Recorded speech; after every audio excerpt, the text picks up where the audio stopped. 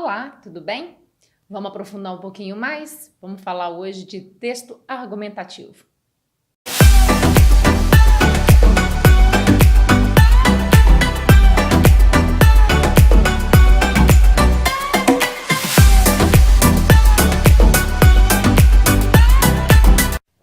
Olá, tudo bem? Estamos de volta com as nossas videoaulas e hoje a gente vai falar de um assunto muito delicado, que é a produção de texto argumentativo. Por que delicado? Porque hoje é o mais exigido no mercado, né? Principalmente aí nos Enems da vida, e no meio acadêmico não deixa de ser diferente. Por quê? Porque nós, professores, esperamos que você, aluno, consiga colocar no papel as suas ideias e ver se você está conseguindo concatená-las de acordo com o conteúdo. Então, grande parte das pessoas que têm dificuldade de escrever, elas têm a ideia, pensam bem e têm dificuldade de escrita. Essas pessoas, que é uma boa parte, têm dificuldade com técnica. Escrever, gente, não é uma coisa de inspiração. Se fosse assim, jornalista, coitado, tinha que estar sempre antenadinho com a fonte, né?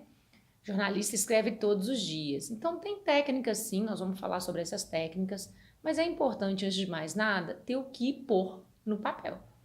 Porque eu costumo metaforizar da seguinte forma, que escrever, e a pessoa que não consegue escrever, é como se ela tivesse assim com uma náusea muito forte e não tivesse nada no estômago para pôr para fora. Chega a doer, dá um incômodo. E a escrita, quando você não tem conteúdo sobre o tema, dá o mesmo incômodo. Então, não adianta você ter toda a técnica se você não tem conhecimento sobre aquele determinado assunto. Então, antes de mais nada, para você colocar para fora o seu pensamento, você tem que nutrir de informações. Por isso que é importante ler muito, estar antenado das atualidades. E aí, o que é mais importante de um texto argumentativo e que mostra propriedade de conhecimento, né, que vai te embasar no que você está falando, é você ter argumento dos dois lados, né? A pessoa que só consegue, numa discussão, por exemplo, que ela quer defender a sua ideia, vamos supor, eu gosto muito das metáforas de política. Você está numa roda de conversa, as pessoas estão falando sobre política.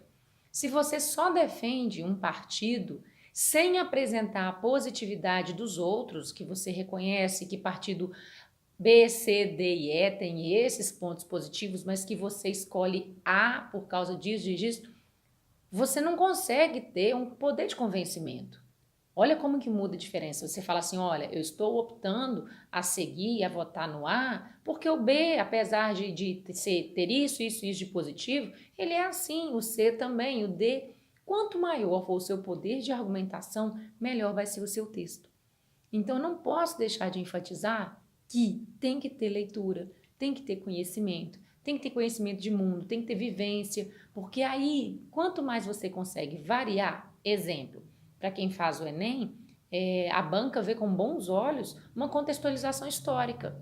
Então, quando eu falo, por exemplo, sobre as questões educacionais no país e eu associo a isso ao processo de colonização, como que surgiu o Brasil, por que a sociedade está do jeito que está, olha que diferença de conteúdo, né? Muito mais próprio. Então, assim, não é só essa forma, tem várias outras, mas é muito importante você conhecer. Então, o texto, ele é basicamente dividido em 3 partes, que é a introdução, desenvolvimento e conclusão. Todo mundo já ouviu falar nisso, está careca de saber. Porém, como que se faz isso? Toda redação tem um tema. Então, primeiro, eu falo redação, gente, pode ser artigo, tá? Pode ser um editorial, mas a gente vai falar redação para generalizar, tá? Todo texto que você vai escrever, toda redação, ela tem um tema, você vai falar sobre um assunto. Quando você vai para uma prova, para uma avaliação e te dê um tema, primeira coisa que você tem que entender, título não é tema. Não é para colocar no título o tema que te foi proposto.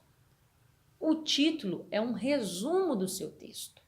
A pessoa que lê o seu título, ela tem que imaginar o que você vai falar lá na conclusão. Isso aí eu posso falar um pouquinho mais na frente, mas vamos lá.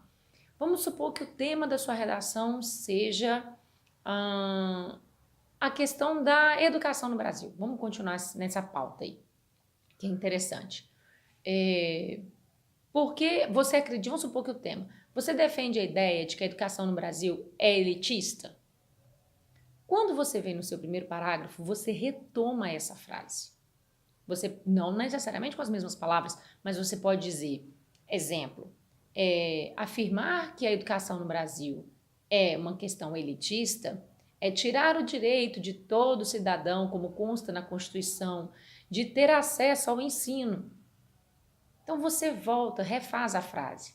Né? Imagina, você está conversando com alguém, a pessoa te fala assim, você acredita em bullying? Você fala assim, esse negócio de bullying não existe. Então você afirma novamente o que ela falou. E isso mostra, na verdade vai te dar um gancho para você abrir os seus argumentos. E já no primeiro parágrafo, o que você faz? A questão da educação no Brasil é assim por causa disso, disso. Quantos argumentos você apresentar para defender a sua tese, que a gente chama isso de tese, você já fala de cara aquilo que você pensa, o número de argumentos que você usar para isso é o número de parágrafos que o seu texto vai ter. Então vamos colocar, se você acha que a educação no Brasil é uma questão elitista, pelo processo de colonização, pela má distribuição de renda, vamos supor que você vai colocar só esses dois. Você vai fazer um parágrafo explicando a questão da colonização e um parágrafo explicando a má distribuição de renda, certo? Então você tem a introdução que já de cara fala os motivos que te fazem defender essa tese, depois você tem o desenvolvimento, que é um parágrafo para cada um deles, e a conclusão. O que essa conclusão faz? Ela tem que apresentar não uma moral de história, mas sim meio que uma solução para o tema. Ou então uma contextualização engajada daquele tema. Então vamos supor, continuando na pauta da educação, você acha que a educação no Brasil precisa melhorar? Sim. Mas é uma questão do governo melhorar? É só o governo que tem que fazer influências? Porque na nossa sociedade tudo parte de 3 eixos, que é a família, o governo e a sociedade como um todo, né? Então sempre procure colocar para um desses eixos um ato para que possa contribuir para a evolução do que você propõe como solução. Ok? Então não tem mistério. É meio que a conclusão é uma solução para a sua tese. Ou como que você imagina que ela vai estar daqui a algum tempo. Mas ela tem que retomar o que foi falado na tese. Beleza? Vou colocar um fluxograma, vou colocar umas informações. Só acessar o SIG e tirar suas dúvidas. Ok? Até a próxima.